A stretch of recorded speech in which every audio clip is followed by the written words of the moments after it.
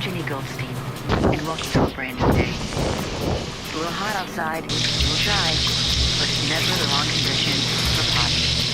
Then we've got the Poppy Festival, and it's gonna be gorgeous. Because fresh ones everywhere you can see, as far as you can see, and as far as you can smell. Poppies. So get out there, grab your handful, and shred. Shred the dirt, shred the gnar, and keep it grimy. I'm Jenny Goldstein.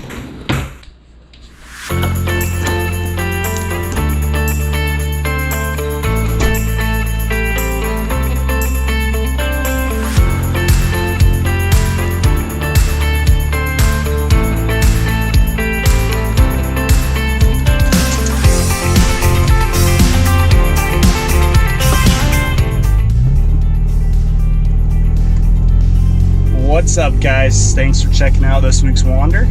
So I decided I have like 3 videos in progress right now that I'm making and editing, and I decided that I owe you guys a bumper build part 2 video first. So that's what we're working on today.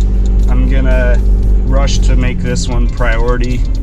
I already finished the bumper build, so there's not really gonna be fabrication in the video, but we're gonna talk about what I did, how I did it, where I got the materials, and I'll just do an overview of it, I guess. So got a few errands to run, then we're gonna pull over and find a spot to do a walk around.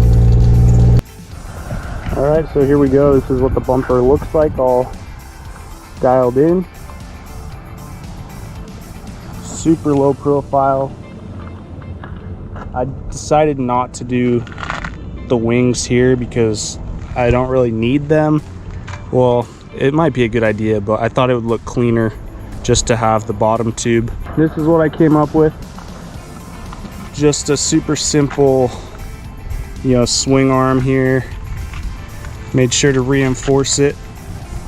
The components that I used, it's from Rough Stuff Specialties. They sell a bumper kit, so you get the hinge, the mounting plate, the latch. I had a gas strut that goes from here to lock the swing out open. That one broke, so I need to replace it. But that whole concept works really well. And let's kind of go under here. It's pretty dirty, so I apologize, but as you guys can see, did my own crossbar. This whole section was in the video. That's how I reinforced the hitch. Got my lights there. And then I wanted to make it look pretty clean, so I boxed in, both of these just so it matched. And it works pretty good. Holds a 35.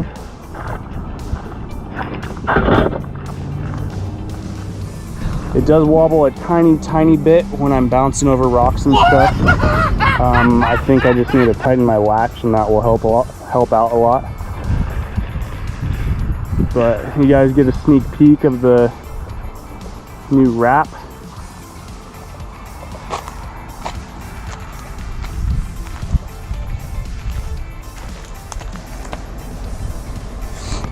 A lot of people have been asking about this. It's just something that I put together in a few minutes. It was actually up on my roof. It was welded to the rack, but I took it off, and pretty much all it is ratchets strapped around. These are the cheap Bunkers off-road traction boards, and I have abused the crap out of them, but they work. I mean, for the price, it's like 70 bucks a pair.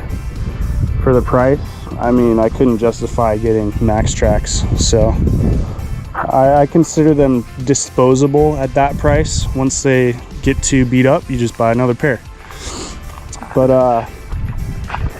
yeah, that's the build. I did want to show you guys a little bit of my drawer system. So this is my finished drawer system. I don't know if it was ever in a video with it finished, but here's how it turned out.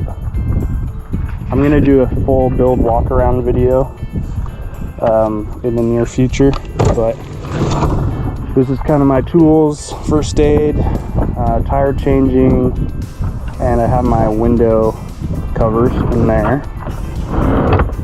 And then over here, right now I have it just set up for food, but it's basically going to be food, recovery gear,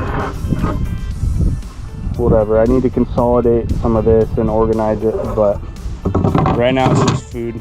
Made my nice little table slash workbench, and they just latch on. I think I have a ton of videos on my Instagram about this build if you guys are curious. And we got our flip out pieces here. I didn't bother to lock those in or anything. They don't really. Then I got my tie down straps. These are actually bolted through, because if anyone knows, if you're just screwing these in and you strap something down, it's going to rip out of the wood. So these are through bolted. And then I have my sleeping platform up here. We won't go too much more into depth because I'll save that for my full build walk around, and we'll talk more about the wrap. So it's a little sneak peek for you guys.